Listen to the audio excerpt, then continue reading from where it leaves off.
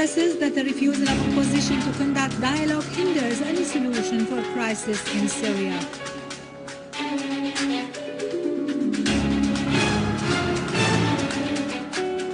The Ministerial Committee discusses executive mechanisms for facilitating the entry of political figures taking part in dialogue.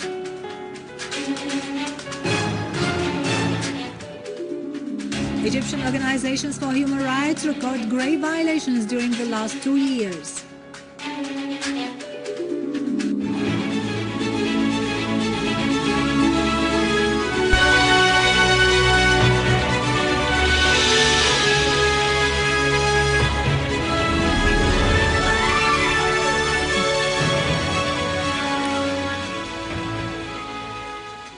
Good afternoon, this is Irado Krikorian with the news in English. Russia's Foreign Minister Sergei Lavrov has said the terrorist acts are continuing in Syria because of the uncontrolled flow of weapons and gunmen into the country. In a speech during the annual conference on the results of the Russian diplomacy in 2012, Lavrov stressed that the priority for Russia is to consolidate dialogue in order to solve the crisis in Syria in full accordance with the Geneva Statement without any distortion. He called upon all sides to immediately stop violence and sit at the dialogue table. He added that Russia is meeting with all the sides in Syria, whether from the government or the opposition, and calls upon all external players, including the members of the UN Security Council and Turkey, to implement the Geneva Statement. He said the efforts of Russia and China with the UN envoy to Syria, Lakhdar al-Brahimi, are hindered by the Syrian opposition, which rejects dialogue and insists on bringing down the regime, which is unacceptable and will not be useful for dialogue. Dialogue is our priority to solve the crisis in Syria. Our foreign policy aims at solving the crises in the world. There is concern over the situation in Syria and the area around it. We hear every day of terrorist acts being perpetrated as weapons continue to be deployed and the flow of arms goes on without any supervision. Answering a question on the evacuation of Russian citizens from Syria, Lavrov stressed that Moscow is not evacuating its citizens from Syria. There are tens of thousands of Russian citizens in Syria, and less than 100 families have agreed to travel to Russia. The situation in Syria, according to the evaluation of the Russian embassy, does not require the implementation of the emergency situation plan for the evacuation of Russian citizens.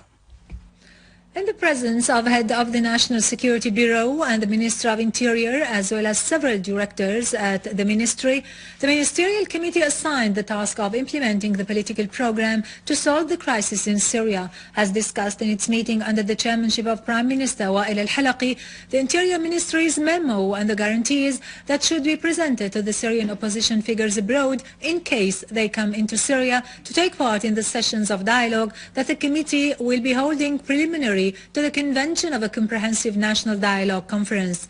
The members of the Ministerial Committee presented their remarks on the measures and mechanisms that should be taken in this respect at the land, sea and air borders outlets and the relevant logistic arrangements to be made to ensure the convention of such dialogue in an honest, expressive, national, democratic atmosphere according to the best legal standards.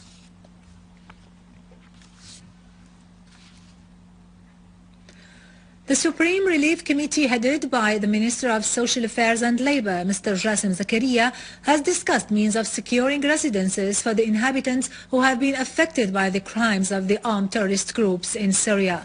The committee stressed that the task of securing shelters requires big efforts in order to fulfill the promises made to the affected, whether inside or outside the country. Head of the Syrian Women Federation, Majida Kwuit, said the federation was ready to secure a center in Al-Qamishli near the Turkish borders in order to harbor returning families. She praised the efforts exerted by the Red Crescent organization and the International Red Cross based on a program that aims at securing residences and the requirements of decent life for the affected. Our armed forces continue to pursue terrorist groups in Homs. An army unit has targeted a terrorist gathering in Tel Dou in Homs suburbs, where gunmen used to perpetrate acts of killing and attacked citizens and properties. The operation resulted in killing and wounding a number of terrorists.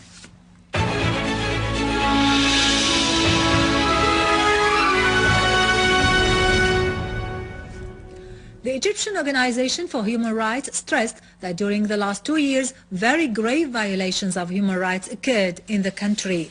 In its annual report about freedom of expression in Egypt, the organization pointed out that during President Morsi's rule, the political, economic and intellectual life witnessed a rapid deterioration. In its report, the organization also acknowledged that women's rights have been greatly undermined with troubling violence against religious minorities. Kuwaiti security forces used tear gas to disperse hundreds of demonstrators who took out to the streets for the third time this month, demanding the dismantling of the new National Council and the abolishing of the election system and protecting individual freedoms. The opposition says that the new parliament is dominated by government allies and supporters, calling for returning to the four-candidate election system. General elections in Jordan kicked off today as the Muslim Brotherhood and several other parties urged voters to boycott it. Some 2.3 million people are eligible to vote in Jordan. However, the calls to ignore the elections sent by the Islamists may negatively affect the turnout. With major parties abstaining from the election process, the majority of some 1,500 candidates are tribal leaders, public figures and businessmen. They are running for 150 seats in the country's 17th parliament amid thorny problems related to corruption and economic hardships. Israeli extremist rightist bloc and the moderate leftist won the same number of seats in the Israeli Knesset after counting 99% of the votes.